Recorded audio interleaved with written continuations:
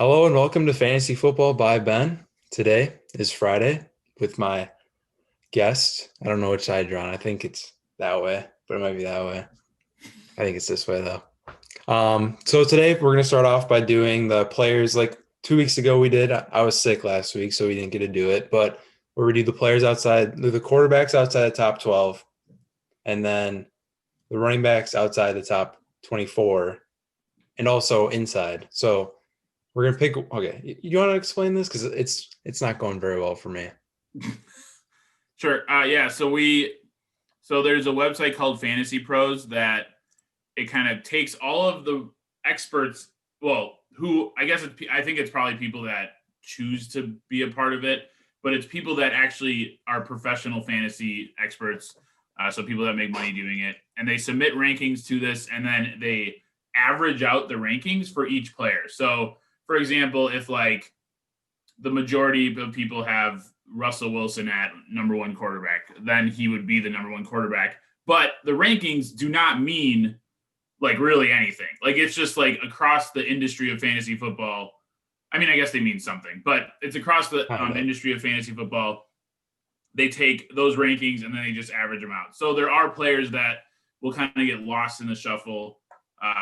And like every fantasy expert ranks differently and all these things. So we just use that list as kind of a basis of how we pick players, and then we're going to take players from outside of the QB1, RB1, and receiver one and tight end one, and then we pick players that are ranked in that range, and we say these are players that we would maybe fade from that, and then we take players outside of that, and we say these are players that we would maybe move up into, or maybe even start over the player that we said first. Yeah, potentially, yeah. If we think we're they're basically good saying that we would consider it. Do you want to start or do you want me to start? You go. All right. So my first player is a QB out or inside the top 12, and I did Tom Brady. The matchup isn't that great with Tom Brady, and last week he looked awful against the Saints. And the first time they played the Panthers this year, which was week 2, so pretty early on, Mike Evans had a big day. He had 7 for like 125 and a touchdown. But outside of that, Brady only threw for 217 yards and fumbled and threw a pick. And he only had 8 fantasy points that week in half PPR. He didn't have Chris Godwin or Antonio Brown yet, but which could help. But also, I don't think he should be inside the top 12 quarterbacks this week, going up against a Panthers defense that's been very good against quarterbacks this year. And then my player outside the top 12 that I did was Tua, which in my bold prediction, you can go watch that if you haven't already. I have Tua he's finishing a top 10 QB this week in my bold prediction. And Tua's going up against the Chargers this week, who give up the 4th most fantasy points to opposing quarterbacks. And Tua looked really great in his last start, but not his first start. But if the trend is getting better every week, then that means Tua is going to have a really great week this week. And the Chargers defense hasn't been amazing, and they gave up 28 points to Drew Lock 2 weeks ago, and Drew Lock looked really good. And I think Tua could go for another 20-point game. So if you would rather start him over Tom Brady, I understand. Tom Brady is having a tough matchup this week, and Tua's got an easier matchup this week for him. I like Tua this week. Yeah, I think for me, for both of those, Tom Brady, yeah, he definitely. I mean, yeah, he's probably a pretty solid fade option. I think for him, I do see. I mean, the Saints. I think that the Saints defense is like really good, and so. No, I agree. Or I mean, underrated. sorry, rephrase. Their run defense is really good, and so I think that might be for me the only thing that I would worry about, because their pass defense has not been like top of the line, like amazing, and they are giving up a pretty high completion percentage to quarterbacks, which is kind of where Tom Brady thrives. And so for me, the only thing I would worry about that, where I don't necessarily think that that's a bad take. I guess for me, I think Tom Brady, I think he's pretty much on the line.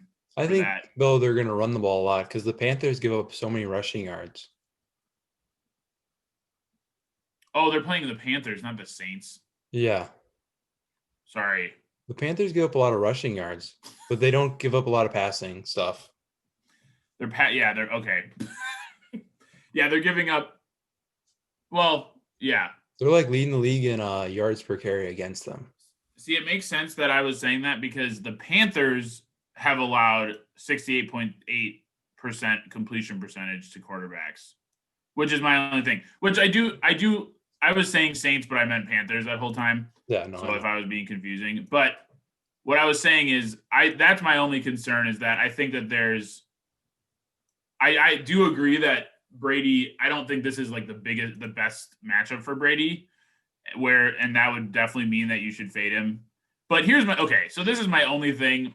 So I wanted to say something about Tua because I actually think this is an amazing matchup for Tua. So definitely a good call. My only problem is that I am concerned that Tua won't throw enough in this game to get that to be that high of a ranking at the end of this week.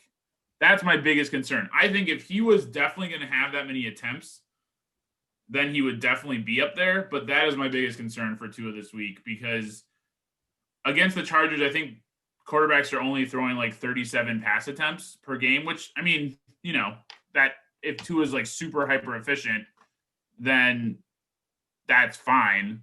But also, he's Yeah. only thrown 50 this season in 2 games. And that's, to me, is pretty concerning. And so it's not that I think Tua shouldn't have a plus matchup this week and shouldn't have the opportunity to be good. For Yeah, me, my biggest concern is I just worry he won't be able to throw enough to actually hit that ceiling. that's fair.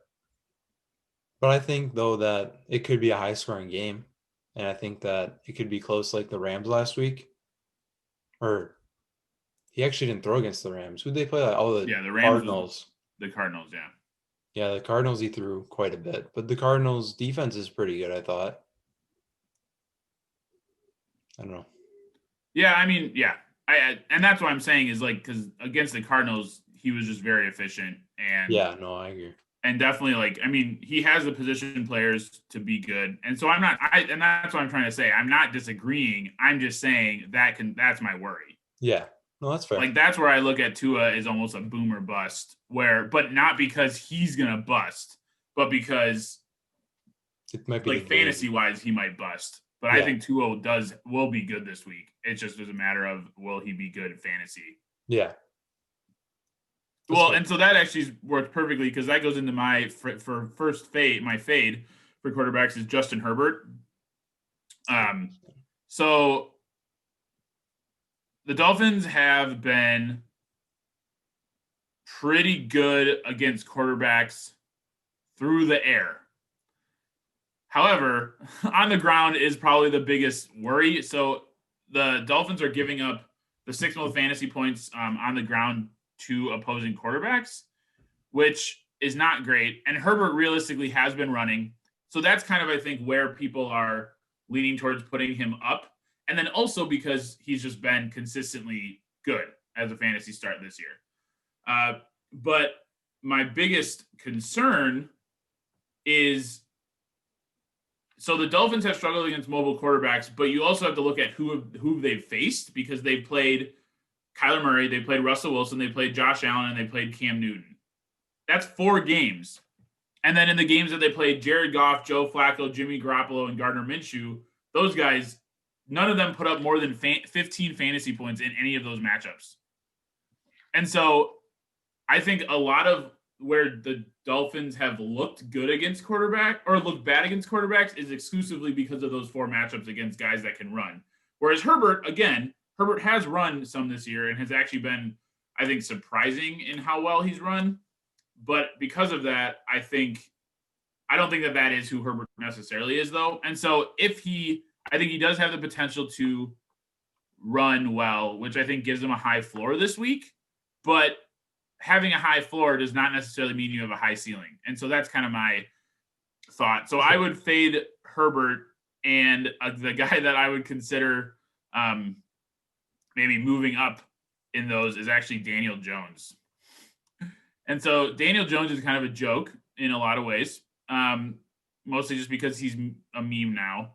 But Yeah, I think actually, so Philadelphia has a pretty strong, solid defense, but I do think Daniel Jones is a good matchup with Philadelphia. Philadelphia has not been like the most incredible team against quarterbacks for fantasy scoring, and I think that Daniel Jones is.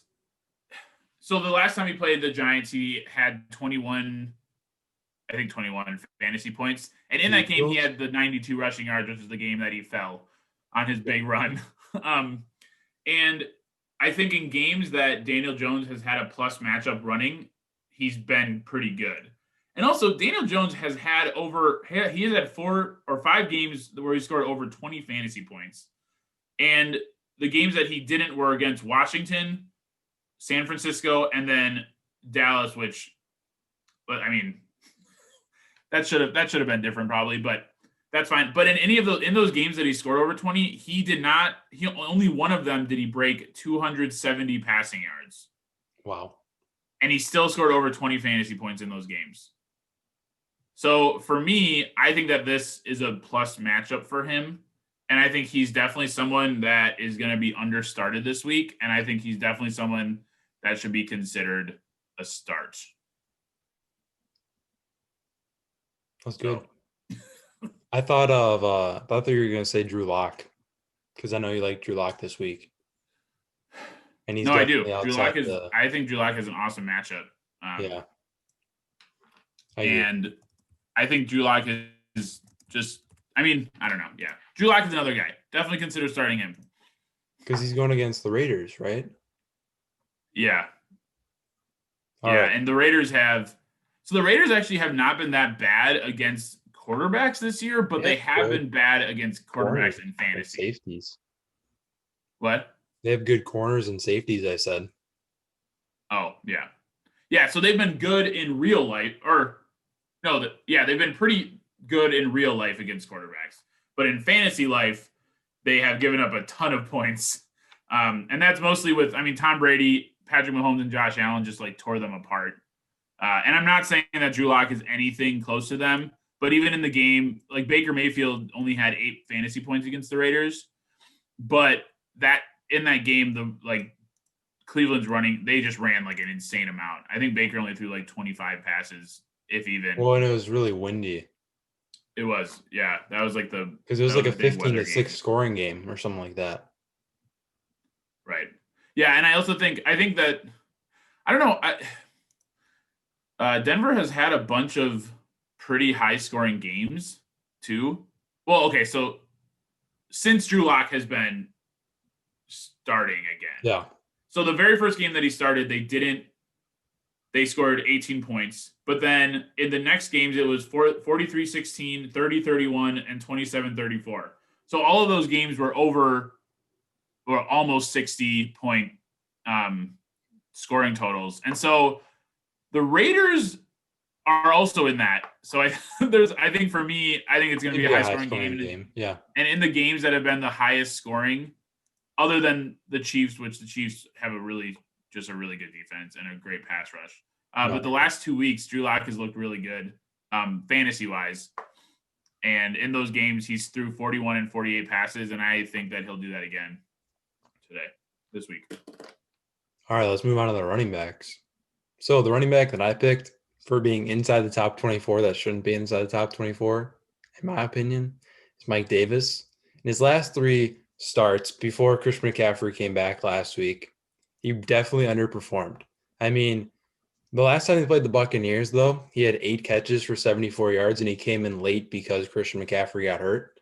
And, that's a solid game. And the Buccaneers' defense has definitely improved since week 2 when they played. And so 3 weeks ago, he played against the Bears, or 4 weeks ago. He got a lucky touchdown. He also fumbled. He had 18 carries for 52 yards and 2 catches for 3 yards, which in a half PPR scoring format, that's 4.4 points without the touchdown. And then the next game against the Saints, he had 7 carries for 12 yards and saved his day with 5 catches for 34 yards. He had 7.1 fantasy points in a half PPR. And the last game he played before Christian McCaffrey came back, He played against Atlanta, had 13 carries for 66 yards, one catch for 11 yards, which is 8.2 fantasy points in half PPR. And Mike Davis before those games was the number 5 scoring running back in the 4-week span before those games. And since then, I mean, obviously Christian McCaffrey came back last week and had 2 touchdowns, but Mike Davis hasn't been Mike Davis where he's getting 8 catches a game, even when he was playing. And Curtis Samuel's taking his touchdowns. It was just an unfortunate situation for Mike Davis when he was playing, and then he wasn't playing because then they would give carries to Curtis Samuel instead of Mike Davis in the red zone, which is unfortunate. And then my running back that I picked outside the top 24 was Phillip Lindsay. And he's had a lot of work when Melvin Gordon's also playing.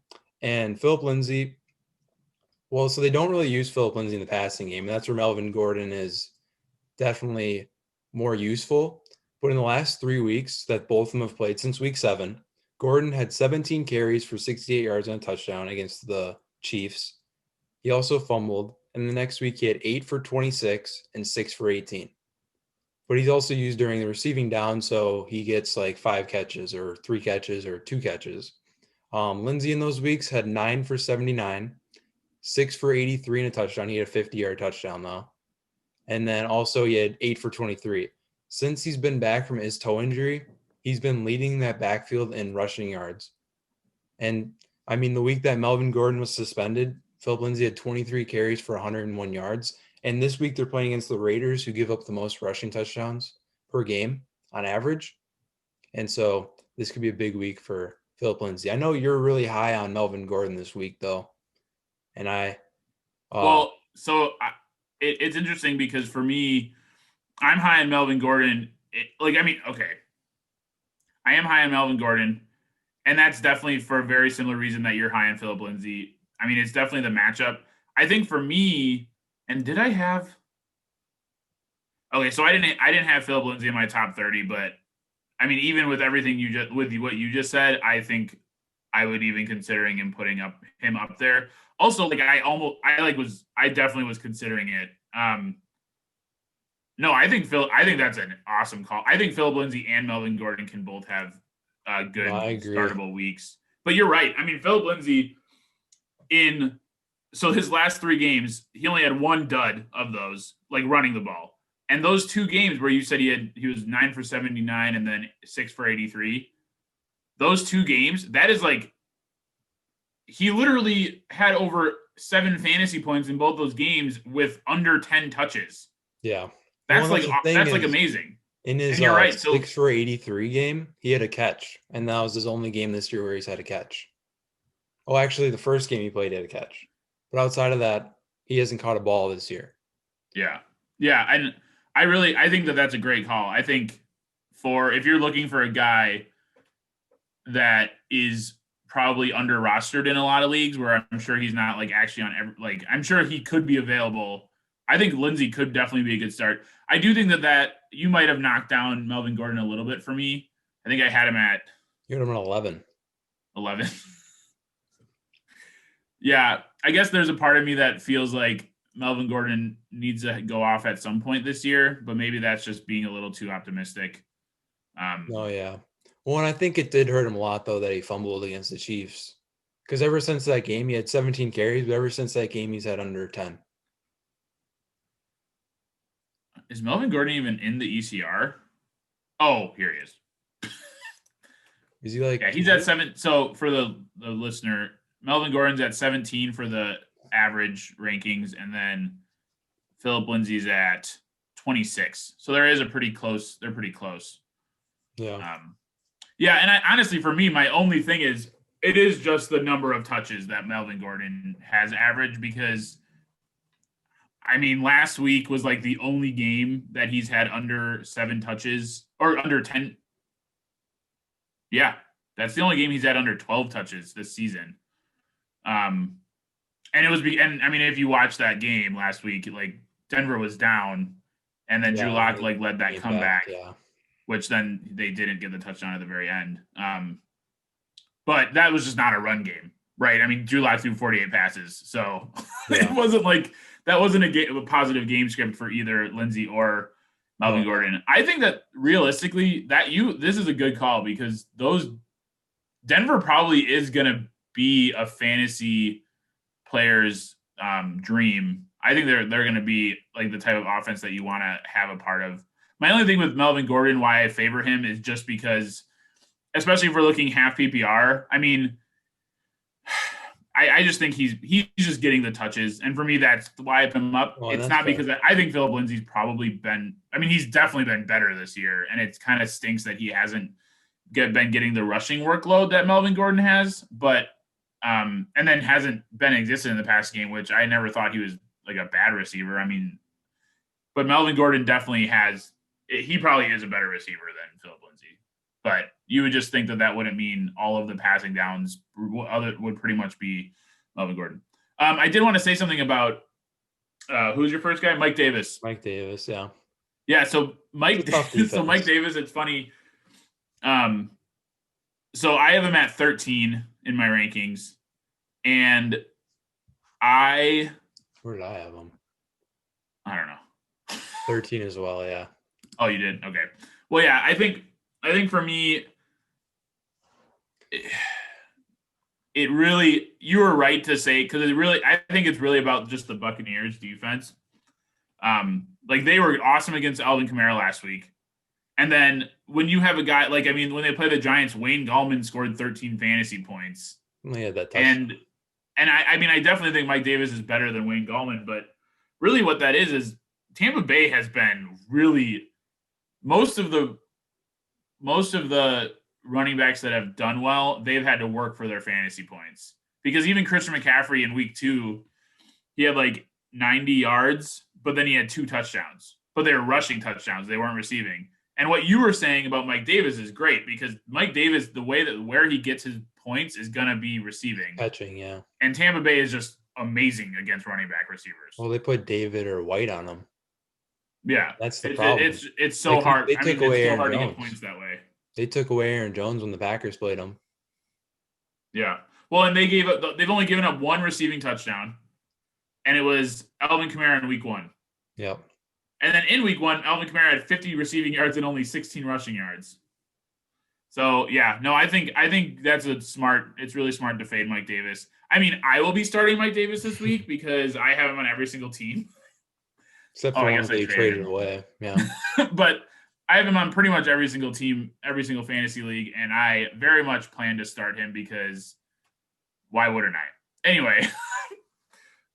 No, but I do think he's a fade option. I mean, he's a better option probably than someone like J.D. McKissic or someone that's like not like the full starter. But I do think Phillip Lindsay's got a better matchup this week. And maybe I wouldn't start Phillip Lindsay over Mike Davis, but it's pretty close. Is he a better start than J.D. McKissic? I don't know. If he gets 14 targets we'll again, get to that in a second. Oh, you have J.D. McKissic. I like J.D. McKissic. Yeah, so my guys to fade this week. So is David Montgomery. It's a good one. That's all I have to say. That's all you have if you're watching this, you know why. David Montgomery is awful. No, so all right. So this is the reason why I'm fading David Montgomery is this stat exclusively. So David Montgomery is ranked as 12th in weighted opportunity amongst running backs this season. He is the 12th most opportunity of any running back. And that includes players that have gotten hurt. Okay. So that includes like Nick Chubb. That includes, so he's like in the grouping with those guys. So he's an RB1 in terms of weighted opportunity. But with fantasy points per weighted opportunity, he ranks 79th out of 84 running backs. So he is literally in the bottom 5 worst running backs for the opportunity that they've gotten. He's behind basically everyone. Like basically every single running back. And so this is my thing with David Montgomery. The Vikings are allowing 31 touches per game, which we would look at and say, okay, so Montgomery's pretty much the guy. And then Null, whoever that is. That's an inside joke. I texted Ben last week, Null, ? Because neither of us knew who that was. and he scored a touchdown. But receiving touchdown. Yeah, but so it's David Montgomery, and 31.5 running back touches per game is a ton. That means that David Montgomery should be in for a good workload. But also, if you're a David Montgomery owner, you very well know that he's averaging 20 touches a game and 26 rushing yards. So he's been pretty awful overall. But where the players have gotten it done against the Vikings, because running backs are getting it done against the Vikings. The Vikings are giving up a ton of fantasy points to running backs. Yeah. But where they're getting it done is not where David Montgomery gets it done. Because they are giving up. So for some numbers, the Vikings are giving up 15.2 fantasy points per game to running backs, which is not, that's not the worst in the NFL. They're giving up 73 rushing yards per game and 20 receiving yards per game to running backs. So that's not good. That's 93 yards per game to running backs. Well, that's to the highest performing running back is what I'm saying. So that's not total that's just the highest performing, or the running back that has the most touches in the game against them. And so with that, 15.2, but the only player to get under 10 fantasy points was Todd Gurley. And Todd Gurley was the only one. Well, okay, whatever. I don't need it. That doesn't matter. But Todd Gurley was the one that started we're not scoring rushing touchdowns anymore against the Vikings, because the Vikings are only giving up a rushing touchdown per 50 running back touches per game this year. So the Vikings, the reason that players are scoring is because they're putting up an insane amount of yards, whether it's through the air, through the ground. Okay. But giving up a lot of yards does not necessarily mean your team is a bad run defense, because what I'm saying is the Vikings are doing it on purpose. So the Vikings want teams to run against them. And when they do run against them, they do perform, but they also get a lot of touches. Okay. But so then with that, they are not, the one thing that the Vikings are preventing is touchdowns. And so for me, I don't think David Montgomery is efficient enough to continue that performing. The Vikings are giving up 6.3 receptions per game to running backs. David Montgomery has not been doing that. And so for me, I just think that David Montgomery is definitely a fade. And also, he's had one game with over 12 fantasy points this year, and it was against the Giants in week 2 when the game was like the lowest, it was like the most running back game script you've ever seen in your life. So anyway, fading David Montgomery. I don't think that's really controversial, but I'm doing it. And the guy that I'd start over David Montgomery is J.D. McKissic. 14 targets. So here's my thing with J.D. McKissic. They're playing the worst run defense in the NFL. I think people probably actually would disagree with that, but that's actually for real. Detroit is the worst run defense in the NFL. Well, they just gave 400 yards to Dalvin Cook. Yeah. So first of all, their running backs are averaging 21.7 fantasy points against them. And then, so just for some numbers, Dalvin Cook, 38 fantasy points. Jordan Wilkins, 19.8 fantasy points. Todd Gurley, 21. James Robinson, 13. Latavius Murray, 20. Kenyon Drake, 8. He stinks. Aaron Jones was 43.6. So they're the only team that's given 2 running backs for more than 35 fantasy points, probably even more than 30, maybe even more than 28. And so I think, all right, so that's the first part. Now the second part, everyone's going to sit there and say, okay, but doesn't that mean Antonio Gibson's the one that's going to go off? Yeah, Antonio Gibson's going to go off. If you aren't starting him, you are actually stupid. You need to start Antonio Gibson. Absolutely 100%. If you don't own Antonio Gibson, offer every trade that you can figure out to get him for this week, because he will probably win you this week. I'm just saying it right now. That's my take. Okay. But so, hold on, let me pull up my thing. All right. But this is where I'm at. So Antonio Gibson, yes, is going to go off, and I think he's a start. But so the Detroit has given up 15 total touchdowns to running backs this year. But of the 15, 2/3 of them are rushing. So 10 of those are rushing. They've given up 5 passing touchdowns to running backs this year. if this is going to be a week for J.D. McKissic to get a rushing or a receiving touchdown, it's going to be this week. Fantasy football is pretty much just educated guesses, okay? And I am never mind. I'm guessing that J.D. McKissic this is the best shot for him to score a touchdown through the air. And I think that this is a good week to go. Were you going to say something? Coming off of a 14-target game. And he's coming off of a 14-target game, absolutely. So, okay, just some other interesting numbers in case you aren't sold yet. So, J.D. McKissic has only had, and I bet Ben's going to be shocked. Wait to see his face when he hears this. J.D. has only had 2 games with over 10 touches. So, literally think about how many receptions did he have last week? 9. So, that was only one of his 2 games with over 10. That's with 9 receptions. And everyone in the world's like, what? But this is where it is. So he's only had 2 games with over 10 touches. In those games, he scored over 10 fantasy points. Wow. So it's almost like his touches are correlated to scoring points. Weird. That's a thing. He doesn't have a touchdown this year, though, right? What? Does he have a touchdown this year? I don't think he does. No. No touchdowns. And so the 10 points is coming off of just efficiency. It is, yeah. Yeah, so in the games that he scored over 10 points, he was 8 for 41, 8 rushing attempts for 41 yards on the ground, and then 43 receiving yards and 6 catches. So this is half PPR. And then last week, which was 9 receptions, so he scored 4.5 points off just catching the ball. And then he had 65 yards through the air and then 17 yards rushing. But so here's the thing with McKissic this week, too. Detroit is allowing 31.5 touches per game to running backs. That's insane. So if we're wondering why Detroit is giving up so many points, it's because they're also letting running backs touch the ball 31.5 times. They get too far behind. They do, yeah. No, it's true. And so teams can just run. And the thing with Gibson is Gibson has only had 1 game with over 20 touches, and he had 21 in it.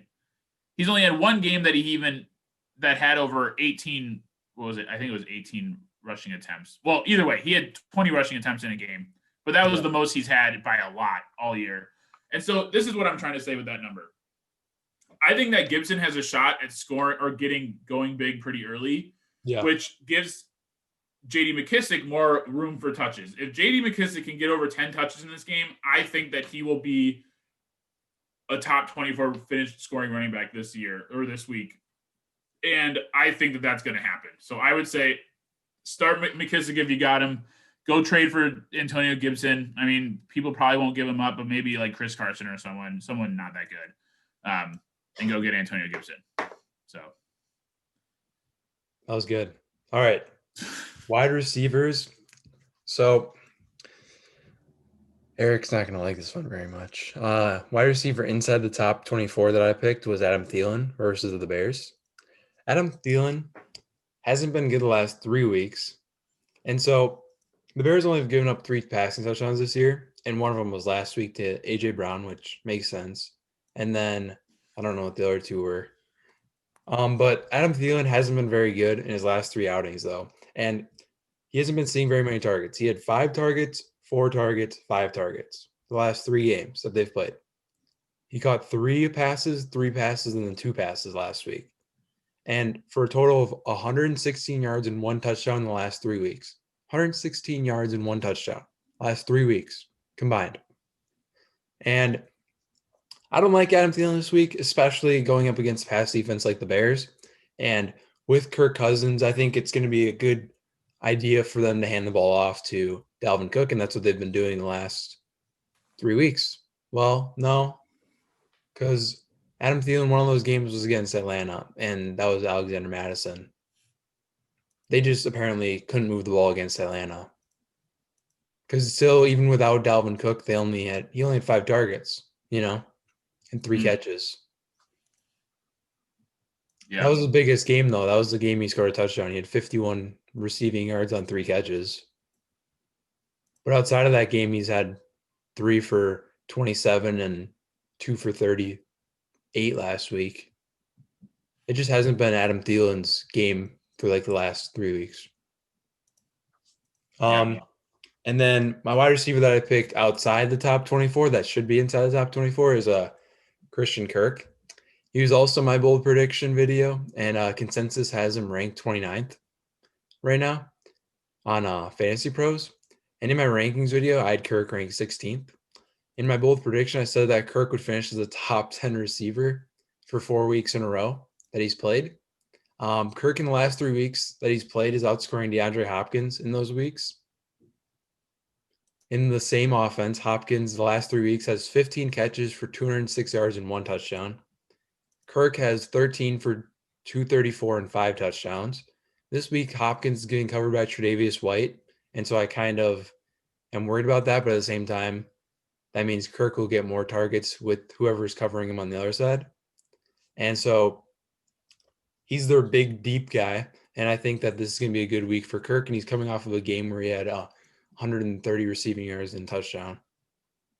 And this could be a big week for Christian Kirk again against the Bills' second corner, who I thought was Josh Norman, but I don't know if he's healthy or not. Yeah, no,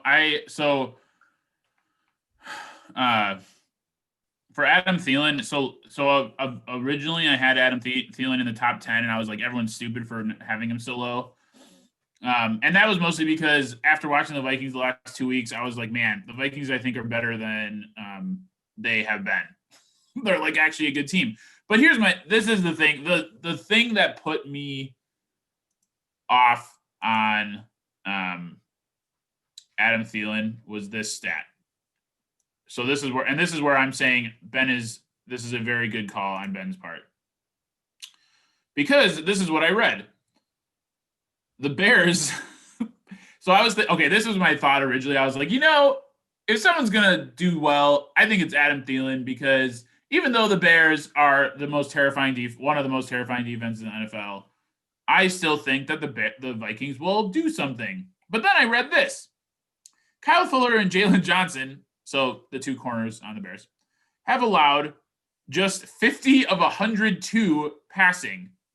So under 50% completion percentage for 637 yards and 3 touchdowns in all of the games this year. That is amazing. That is like, I don't even think people know that. Like, how are we not like celebrating the Bears? I hate the Bears more than any team on the planet Earth. And yet that is insanely impressive. Like, for two cornerbacks together, that is so impressive. And so when I read that, sorry, what? I said one of them's a rookie. And one of them's a rookie. And so when I read that, though, I literally lost my mind. I was like, I should be putting Adam Thielen at 49 because he's going to do nothing this week. He hasn't done anything the last 3 weeks. Right. Well, and he hasn't done anything anyways, like the last. But so, and it's funny, too, because A.J. Brown is the only player to finish as a top 20 receiver this year against the Bears. The only one.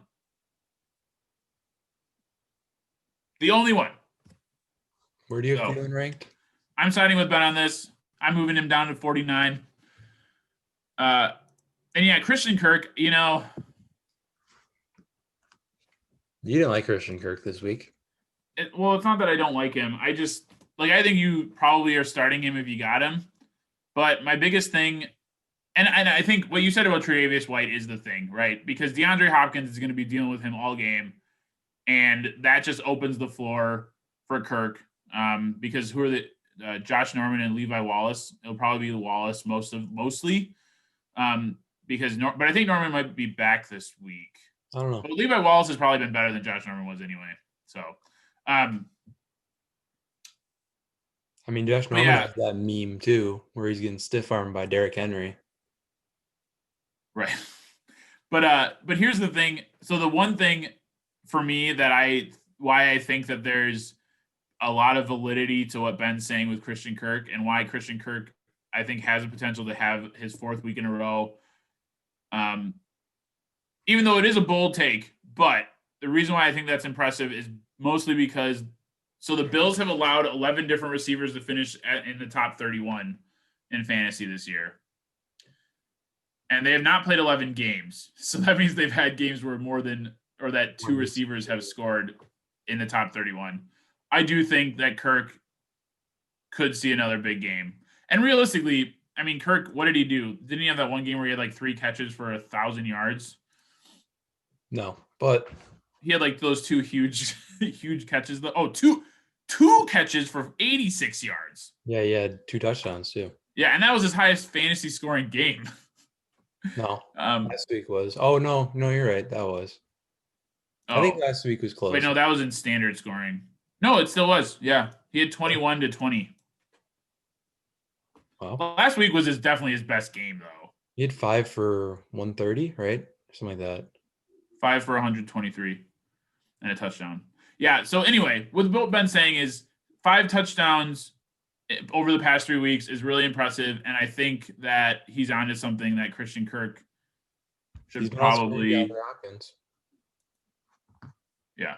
Well, and honestly, like Kirk also has his floor is not awful anyway, so that also could be enough to just put him up into the top 24. Well, it's like the Andy Isabella thing, where like he's like a deep threat.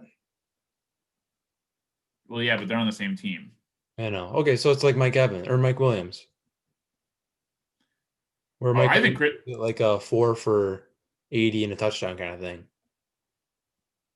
I think him and Mike Williams are very similar in fantasy. I think he's more. I would compare him more to like AJ Brown. Okay.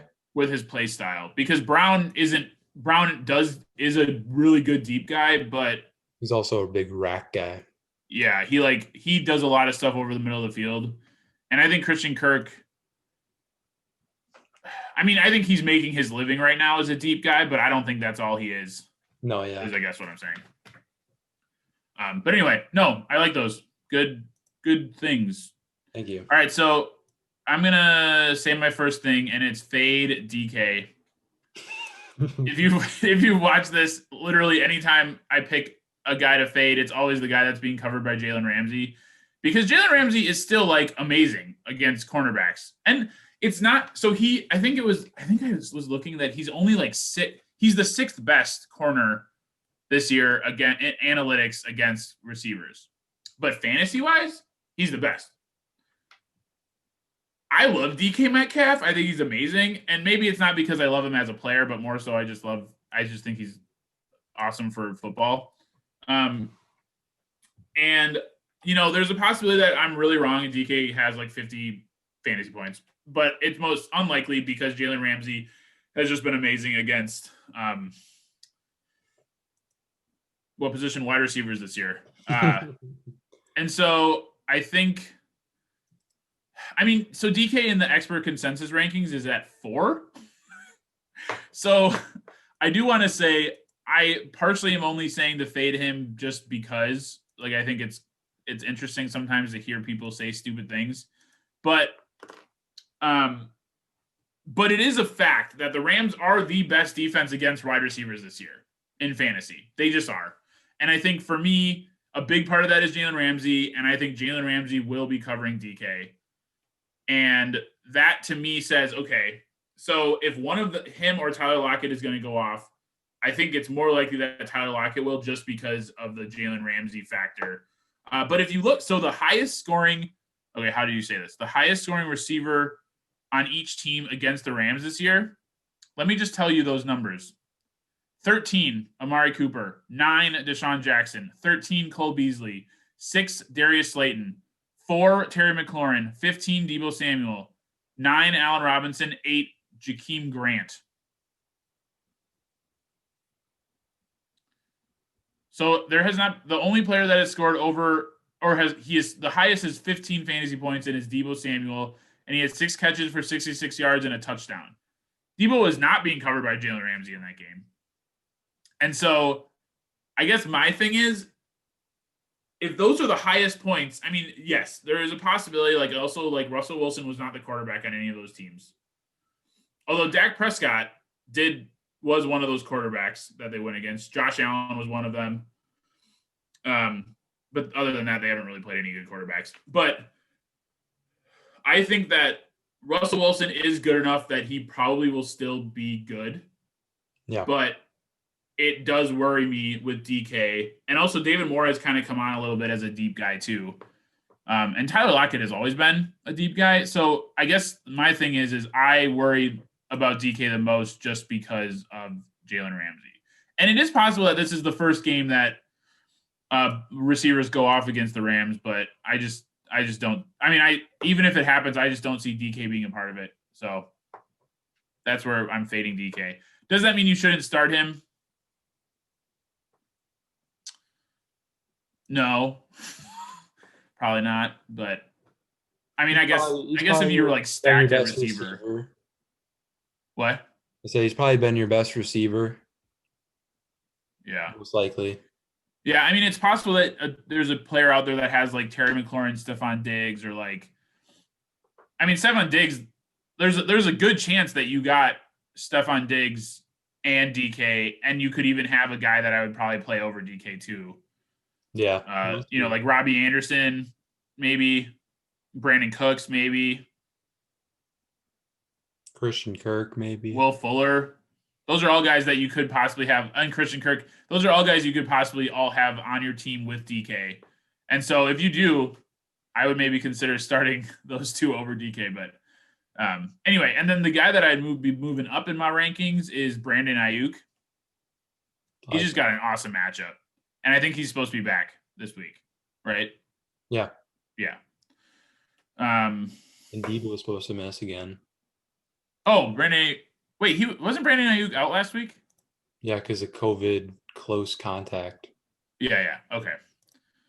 Yeah. No, Brandon Aiyuk has been really good this year. And also especially in the game, let's see, because when Debo was out, he was awesome. Yeah, he had over 100 yards. Yeah, and then he had 91 the next game. But Brandon Aiyuk, I just think has a good matchup, and so I was like thinking about this too because I was like, I don't know if he actually. I don't think he will probably be under 24 by game day, in these rankings. So, but I thought I would mention him anyway. But yeah, for Aiyuk, New Orleans, I was saying earlier, but we weren't talking about New Orleans. But New Orleans just has a really great run defense, and their pass defense is not that good. It's not that they're passive, they have a great defensive line, so they definitely are able to rush the passer and give quarterbacks problems. But their coverage is just not very good, and in games that the number one receiver on teams. They gave up Allen Robinson, 17.7 fantasy points, DJ Moore, 23.3, Kenny Golladay, 14.2, and Chris Godwin, 10.9 in week 1, but he also got hurt. No, he didn't. He played that whole game. Wait, yeah. Didn't he get hurt in week 1? I don't know. Doesn't matter. It's not relevant but anyway, so those were all over 10 fantasy points. I think that Aiyuk, like Nick Mullins, loves to fling it. And I think that gives Aiyuk a huge ceiling. So for me, Aiyuk needs to be he is an absolute definite. You must start him this week. And you probably are, but if not, go plug him in your lineup. Go pick him up off waivers if you're in a 6-team league. And put him in your lineup and start him because he's got a good matchup. And I agree because Kendrick Bourne's going to be out as well, they think. And also, Richie James last week had a really big game, and that's basically what Brandon Aiyuk does for them. Yeah. All right. Yep. Ready to move on to tight ends? Yeah. All right. So the guy that I'm fading for my tight end is Mark Andrews. Mark Andrews has been awful this year, especially the last couple of weeks. He's had 5 out of his 8 games he's played this year, he scored under 5 points in half PPR. And he's done it for 3 straight weeks. And he's going up against the Patriots this week, who are top 5 against tight ends. And Bill Belichick likes taking away your best offensive option, which typically it's probably like a wide receiver but he's probably going to put Gilmore on Mark Andrews. And Gilmore, when he's been covering tight ends this year, has been incredible. And Mark Andrews has 5 touchdowns on the year, and he's had two touchdown games. Outside of that, he's had 1 touchdown, and that was the other game he's had over 5 points in the 8 games he's played this year. Other than that, he's gone like 2 for 30, 2 for 20. Last week he had 2 for 30. Mark Andrews just hasn't looked good, and Lamar Jackson kind of is looking not his way. And also, I think it's going to be a huge running game for the Ravens this week because last week the Patriots got ran all over with against Frank Gore. So, I don't know. And I think that the Patriots would rather give up running stuff than give up touchdowns to tight ends or wide receivers. Yeah, And and they're just awful against running backs.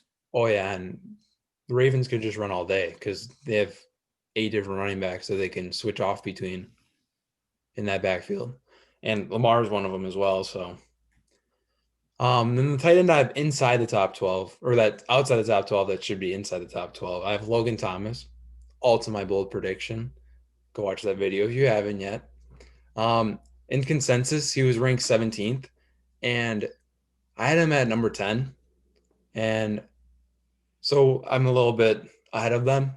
And Logan Thomas last 3 weeks has had 3 for 42 and a touchdown, 4 for 60 and a touchdown. And then last week he had 3 for 28. But Alex Smith at QB, and Alex Smith doesn't throw a lot of deep balls, and Logan Thomas doesn't run deep routes. He's definitely like a line of scrimmage or first down area kind of guy, middle of the field. And I think this could be a big week for Logan Thomas, and I'd start him over Mark Andrews this week, personally. I mean, obviously, if you have Mark Andrews, you probably picked him in like the 3rd or in like the 4th through like 6th round, and so you're probably relying high on Mark Andrews. But this week, I don't like him against the Patriots, and I would rather start Logan Thomas against the Lions, who haven't been great against tight ends this year. Yeah, no, I think tight end position is so hard that, yeah, I mean, you got to kind of go with the matchup. I mean, my biggest thing with Logan Thomas is just because I think he's bad at football. So, and like, I think he's gotten the volume to be good, but he just has not performed overly. So every week, like he's a guy that you always look at and you're like, man, should I start him? He has a good matchup. It's like the man. He just got 8 targets last week, but he caught 4 passes. Right. For like 12 yards. Yeah. He's never done that, but I think he has, but not the last 3 weeks. Yeah, and I don't know. Logan Thomas kind of scares me this week. Why? So I actually didn't put him in my top 15 tight ends. And the reason was because, well, and okay, I'm not, I mean, so in games with the Lions, the last 2 weeks they've given over 8 fantasy points to tight ends, but it was Jack Doyle, who was 2 for 18 yards and a touchdown, and then Irv Smith, who had 2 catches for 10 yards, and those were both touchdowns. So I almost think that the fantasy points scored against the Lions against tight ends has actually been saturated a little bit just by it looks worse than it actually is. But also Logan Thomas throws to tight ends more than both Washington throws to Logan Thomas more than both Indianapolis and Minnesota throw to their tight ends. Whereas when Atlanta, who throws the tight ends a lot, Hayden Hurst had 7 targets, 6 receptions, 68 yards, and for 10 fantasy points. So, I mean, I think that this is definitely a week to look at Logan Thomas for sure. All right, who'd you fade? So I faded Hunter Henry, which I have found myself doing actually kind of a lot lately. But so Hunter Henry has been pretty disappointing overall this season, I think. He has not had a single game of over 12 fantasy points this year. And in the games that he was put over 10, both of those games he had 8 targets and had caught 6 in one, 4 in the other, and he still did not get over 12 fantasy points. So that's my first part with Hunter Henry, why I'm already very hesitant about him. But then my second thing with Hunter Henry is also his matchup.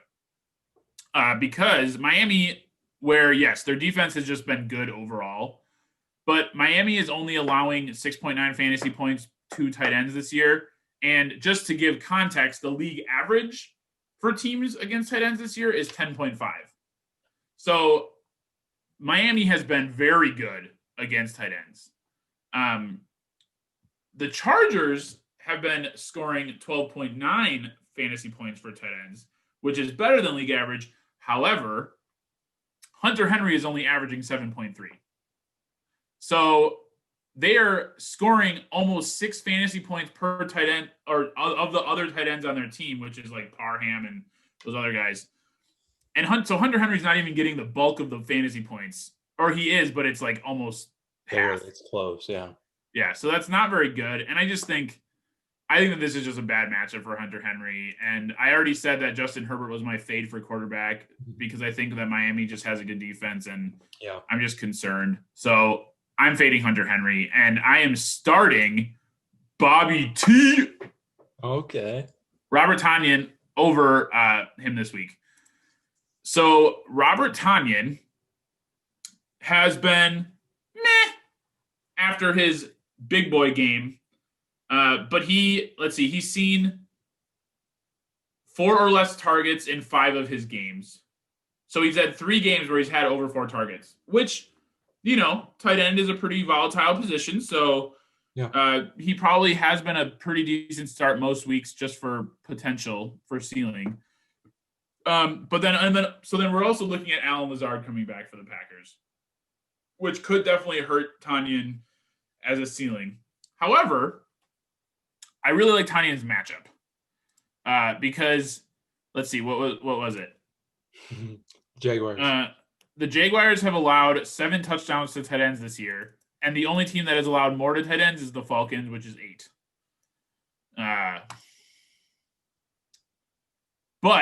And this is the but, because they've only allowed 1 player to have over 57 yards against them. So that is a pretty good thing for the Jaguars, but I think the Packers are just going to dominate in this game, and I think that is enough for Robert Tonyan to have the potential to be a top 12 scoring tight end this week.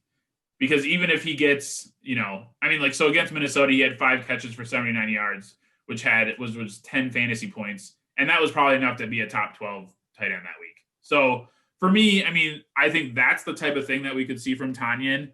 And because the Jaguars give up so many touchdowns with tight ends, even 1 touchdown for 4 catches and 25 yards even is probably enough to be a top 12 tight end this week. So that's why I'm putting up Bobby T.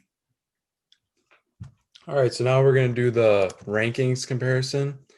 We're going to do 1 player from each position, I've decided. So Drew Lock, we kind of already talked about this one.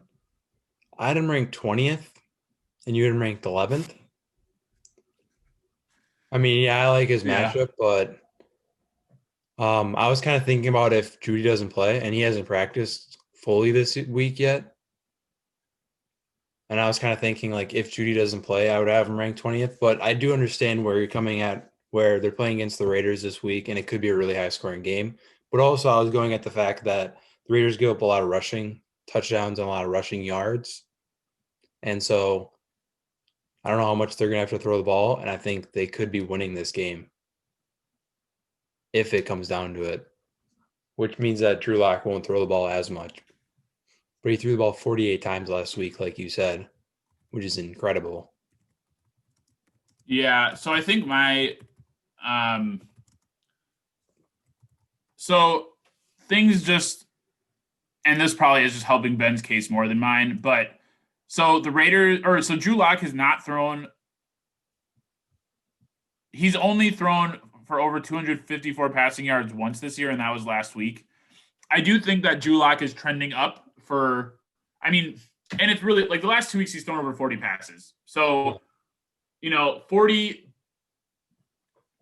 I mean, I would like to see him probably more at 45 to be, or consistently for me to actually be like more confident starting him, because I do think that there is that concern. For me though, Drew Lock is the kind of guy that likes to take chances, and the Raiders only have 3 interceptions this year. So they're Yeah. not intercepting the ball pretty much at all. And they're also allowing, oh man. They've allowed 13 touchdowns through the air this year. And so for me, Drew Lock, really this year, this week, he is going to score the most based on his touchdown upside. And so I just think that there is some. I mean, I know the Raiders are not like the worst team in the league for passing touchdowns because their run defense is so bad too. And I think that matters a lot. And so because it's going to be a high scoring game, because I think that the Denver is going to have the running game going, for me, that is enough to say, okay, Drew Lock, I think, has potential to throw 3 touchdowns. And if that's the case, I think he's a top 12 guy this week. That was good. I mean, I probably would move him up, but I like Joe Burrow more for some reason this week against Pittsburgh, which you didn't like Joe Burrow at all. Not at all. We're not going to talk about that though. Next guy we're going to talk about running back is J.K. Dobbins. I had him ranked 25th and you have him ranked 17th. I do think this is going to be a big running game, obviously, but also I think Lamar takes stuff away, and also J.K. Dobbins hasn't had a rushing touchdown, and Gus Edwards has been getting the rushing touchdowns. And so that takes some value away from J.K. Dobbins, because otherwise I probably would have him near 17, If Yeah, Dobbins well, and also Mark Ingram is probably going to be back. Yeah. Which I realize does not help my case. Say that then. Okay. So, first of all, okay. So since Mark Ingram's been out, J.K. Dobbins has been the carry guy. He had, 15 carries against Pittsburgh, 12 carries against Indianapolis.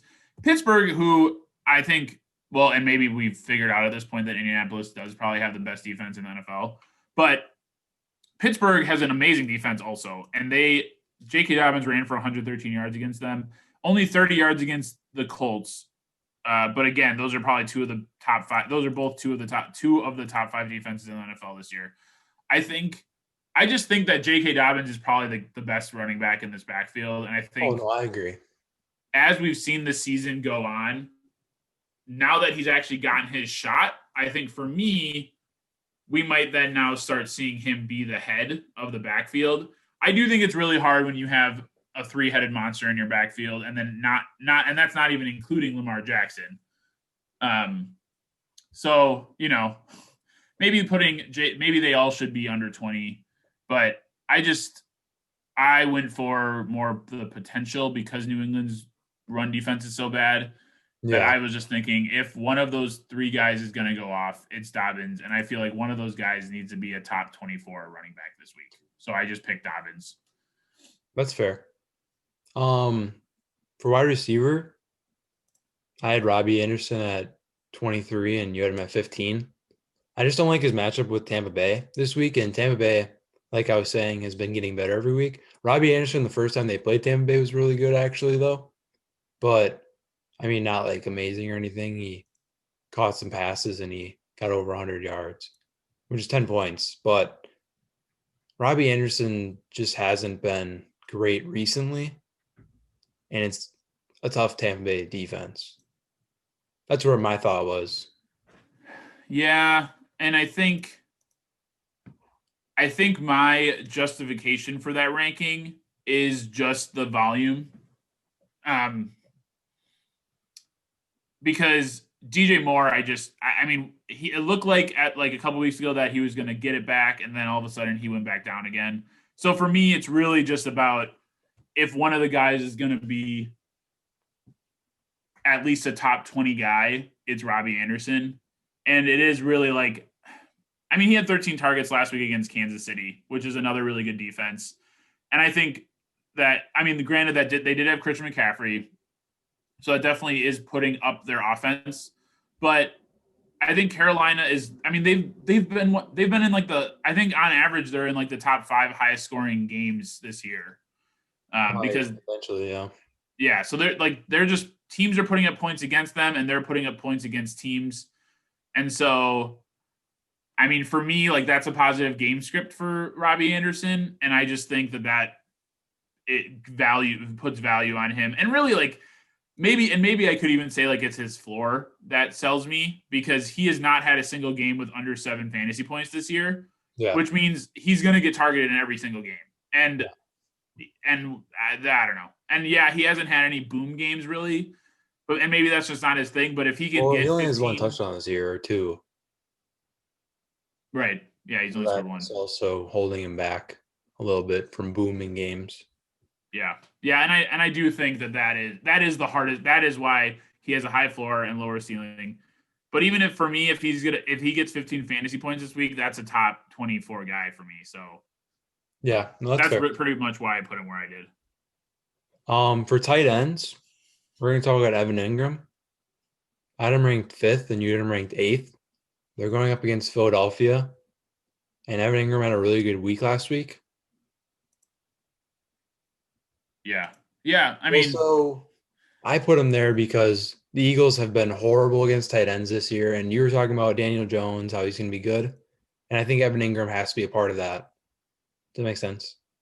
yeah. So it's funny. I actually put Evan Engram at 1, and then I slowly moved. I just kept putting guys over him.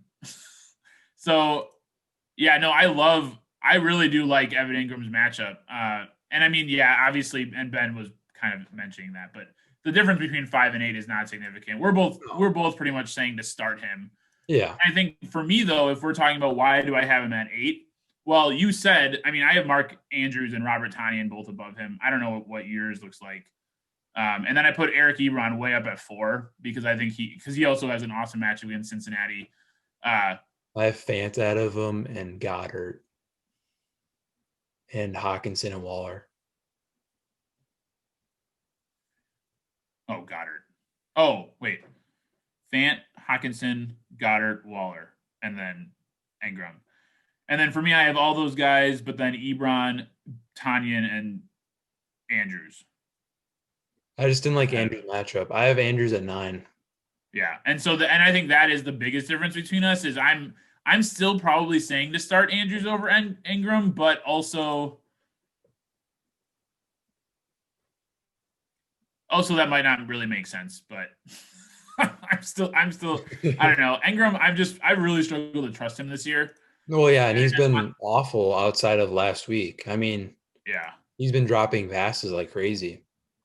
yeah, and floor wise, especially if we're looking at tight ends, like I think he is a relatively comfortable start. I mean, it's not as comfortable as starting like Fant or Hawkinson or any of those guys, which I mean, Hawkinson might not play, but he still, I think, has like as a tight end, like he has been a reliable where like you're pretty sure you're not going to get a goose egg from him. Yeah. So that is where I definitely see the benefit of putting him up at 5. It's just for me, and all the things you said about Mark Andrews, I 100% do agree with. So me putting Mark Andrews above him is not disagreeing with you. It's more of just the fact that I think Mark Andrews is just better. And Well, he's a better tight end, yeah. Yeah, and I Well, I think he's foresee more utilized in that offense than Evan Engram is utilized in his offense. Yeah, and I already talked about Robert Tonyan, and maybe another guy that we could have talked about was Eric Ebron because I put him up at 4. I don't know where you put him. I have Ebron at 8. Okay, so it's we pretty much flipped Ebron. We could have talked about Ebron. You're right. Yeah, Ebron and Engram were flipped. I like his matchup. I just didn't know. It was kind of like the problem you had with Engram. Like I put people out in front of him because Ebron, you're going against the Bengals. They've given up 6 passing touchdowns to tight ends this year, and 5 in the last 5 weeks or 4 weeks. Yeah, and they're ranked 6th. Yeah, 6th against tight ends. 6th worst. 6th. Yeah, 6th worst. Wow, didn't know that. Yeah, and the Bengals are giving up 15 fantasy points against tight ends this year. Crazy. And Ebron is getting. Here, I can use my calculator and figure this out. He he's getting 85% of the fantasy points for tight ends for Pittsburgh. So if you look at that same, so the Bengals are giving up 15. 14, and if you stick to that number, 85%. then Ebron is 12. projected probably to get around 12 fantasy points if they are sticking to that number. Yeah. So that was kind of where I was just looking at it more of the volume that Ebron gets in his offense. But also, and Ben probably would say the same thing, Ebron also has the downside of he has not been targeted that many times, and he's only averaging seven fantasy points per game anyway. Options in that offense, and also if Ben Roethlisberger doesn't play, that's a big hit on Ebron, I think. No? Well, I almost think that it's not a hit because so Mason Rudolph is a gunslinger and they're playing Cincinnati. Mm-hmm. So that could mean two things. Either one, it could mean that is a game that the teams combined don't score over 25 points because Pittsburgh has such a good defense. Or that could mean that Joe Burrow and Mason Rudolph are just chucking the whole game. And it's just like this dirty passing, like insane passing game. But for that, though, is Mason Rudolph is not going to spread the ball around the way Roethlisberger has. Roethlisberger has been playing winning football. Like that, he is trying to win. And there's a reason that they're 8-0 this year. Yeah. And so Mason Rudolph does not play football that way. He's going to be like flinging the ball. So like that might mean Chase Claypool's if Mason Rudolph starts, Chase Claypool is going to have 40 points again or whatever. Yeah. And I think that is positive for Eric Ebron. I think Ebron has been hurt by the way that he is hurt by winning football, like playing winning football. And especially like he's getting, I mean, Deontay Johnson takes pretty much all of his work away because they're like the exact same.